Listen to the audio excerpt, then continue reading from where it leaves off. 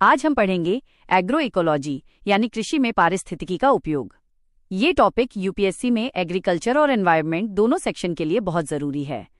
सबसे पहले समझते हैं एग्रो इकोलॉजी का मीनिंग। एग्रो इकोलॉजी का मतलब है इकोलॉजी के प्रिंसिपल्स को एग्रीकल्चर में अप्लाई करना। इसमें खेत को केवल एक प्रोडक्शन यूनिट नहीं बल्कि एक इकोसिस्टम माना जाता है, यानी मिट्टी, पानी, पौधे, कीट, पशु और किसान सब मिलकर एक सिस्टम बनाते हैं। एग्रो इकोलॉजी का फोकस होता है sustainable farming, biodiversity conservation, soil और वाटर प्रोटेक्शन और लो केमिकल इनपुट एग्रीकल्चर। इसका लक्ष्य है प्रोडक्टिविटी जोड़, एनवायरनमेंट जोड़, फार्मर लाइवलीहुड के बीच बैलेंस बनाना। अब सवाल है, एग्रो इकोलॉजी इंपॉर्टेंट क्यों है?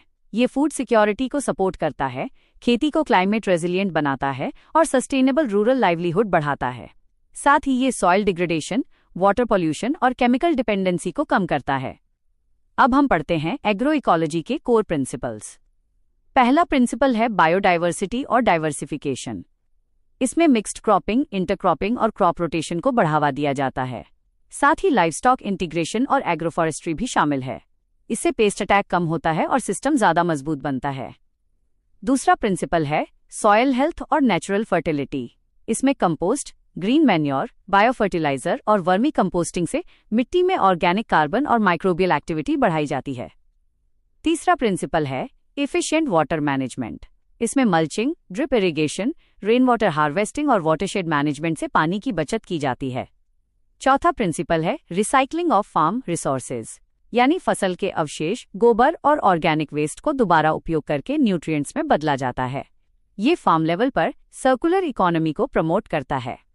पांचवा प्रिंसिपल है natural pest and disease control. इसमें biological control agents, neem based products और आईपीएम यानी इंटीग्रेटेड पेस्ट मैनेजमेंट अपनाया जाता है। छठा प्रिंसिपल है क्लाइमेट रेजिलियंस और एडाप्टेशन।